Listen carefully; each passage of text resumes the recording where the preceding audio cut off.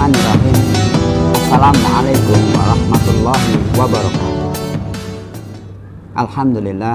Alhamdulillahirabbil alamin. Assalatu wassalamu ala asrofil anbiya'il mursalin wa ala alihi wa sahbihi ajma'in, amma ba'du. Rabbi israhli sadri wa yassirli amri wahlul 'uqdatam min lisani yafqahu qawli.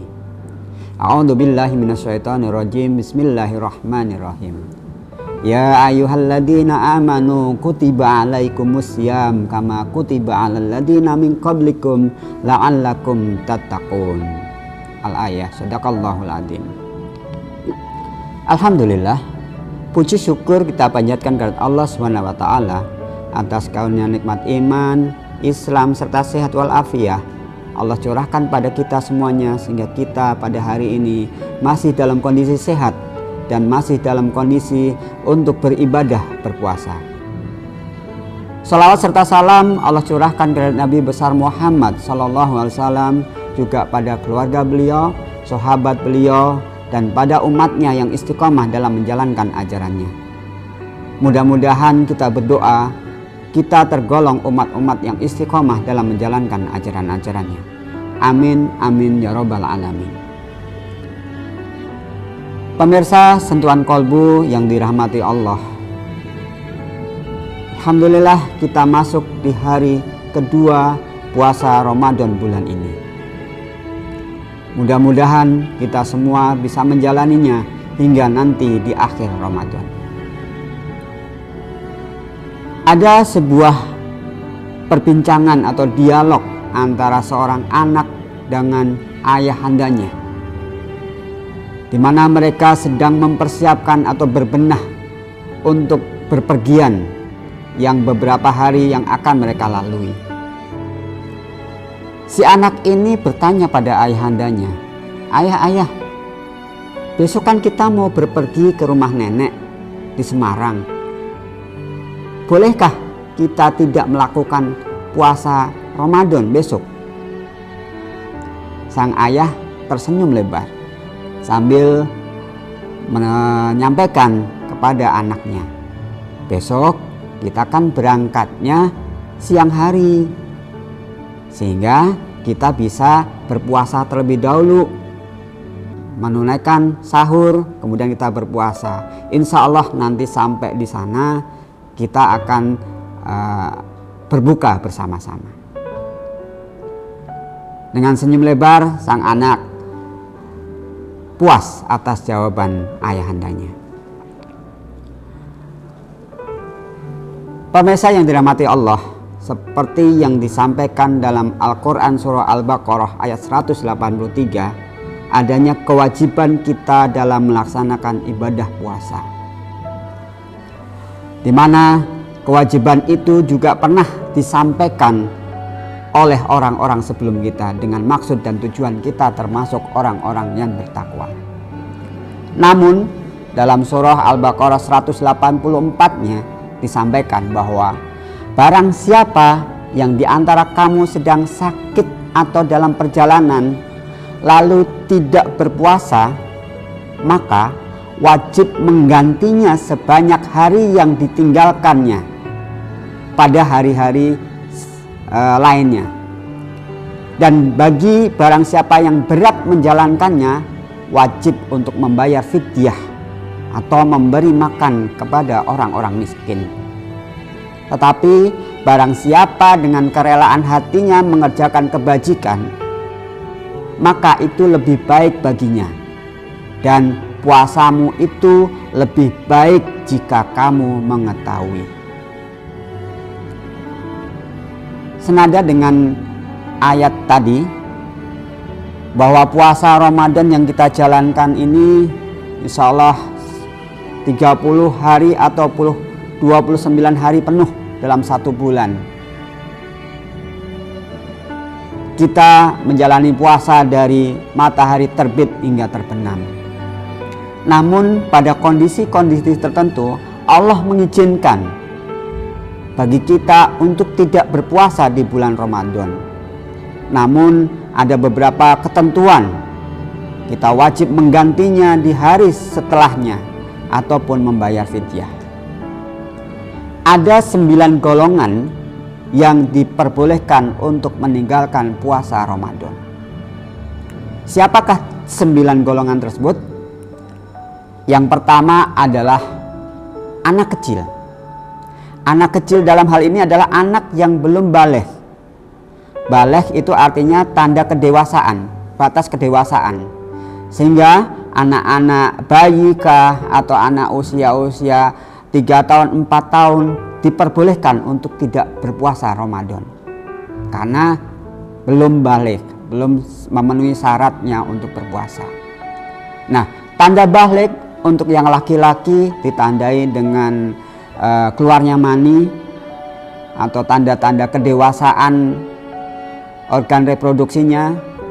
Kemudian kalau yang perempuan ditandai dengan keluarnya haid, juga tanda-tanda kematangan organ reproduksinya. Sekitaran usia 10-11 tahun. Namun jika usia 15 tahun itu belum mengalami tanda-tanda tersebut, maka beberapa kesepakatan ulama menyampaikan bahwa genap usia 5 tahun itulah sudah dianggap sebagai baligh. Nah, jadi golongan yang pertama yang diperbolehkan untuk tidak puasa adalah anak-anak yang belum baligh ataupun belum dewasa. Golongan kedua adalah orang-orang yang kehilangan akal sehatnya, atau mungkin yang sering kita kenal dengan kata gila, orang gila.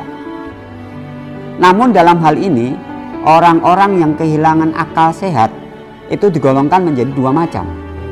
Yang pertama, orang yang kehilangan akal sehatnya karena dipaksa atau disengaja. Maksudnya bagaimana? Gila sengaja? Bukan. Artinya kehilangan akal sehatnya ini dikarenakan sesuatu yang dia konsumsi, entah itu narkoba kah ataupun miras dan segala macam, yang membuat dia kehilangan akal sehatnya ataupun dia tidak sadar. Nah, dalam kondisi seperti ini dia tidak sah kalau menjalankan puasa. Namun dia harus punya kewajiban untuk mengqadha puasanya. Yang kedua, hilang akal karena tidak sengaja, karena penyakit dalam hal ini, seperti dia gila tersebut. Nah, kalau orang dalam kondisi gila dan sulit disembuhkan dan tidak bisa disembuhkan, ataupun dia gilanya menaun, maka dia tidak kewajiban untuk mengqadha puasanya. Dia boleh tidak berpuasa. Namun kalau seandainya tidak disengajanya ini ada kemungkinan sembuh, misalnya sakit epilepsi kah, nah itu kan hilang kesadaran tapi ada kemungkinan sembuh di hari-hari berikutnya.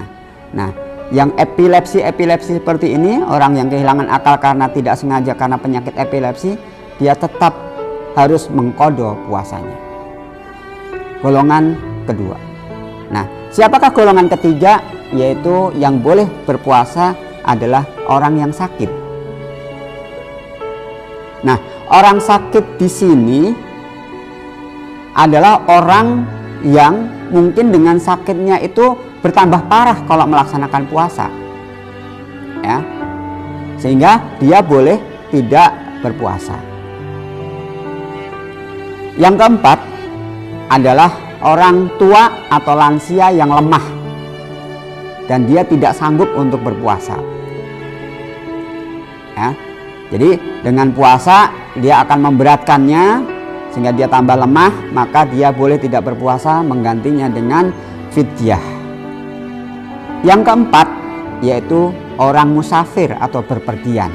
Nah, musafir ini adalah yang memiliki syarat apabila jaraknya lebih dari 84 km atau waktu subuh saat dia ingin meninggal puasa itu sudah dalam perjalanan. Sebagai contoh, misalkan berangkat ke Semarang dengan kondisi berangkatnya siang, nah dia wajib berpuasa terlebih dahulu, tidak boleh meninggalkan puasa. Yang keenam, golongan yang keenam adalah ibu hamil dan ibu menyusui.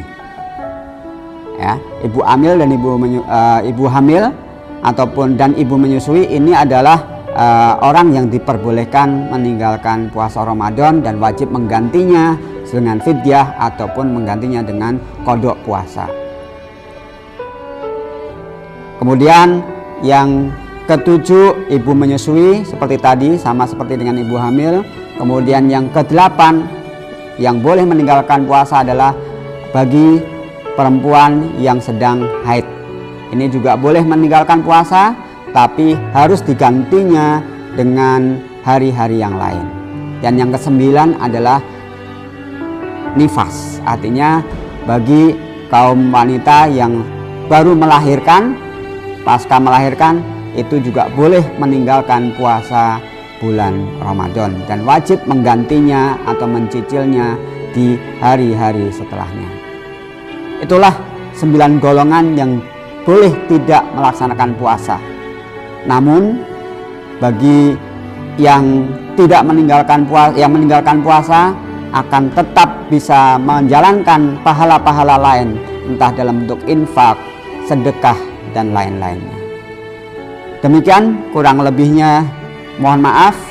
Assalamualaikum warahmatullahi wabarakatuh.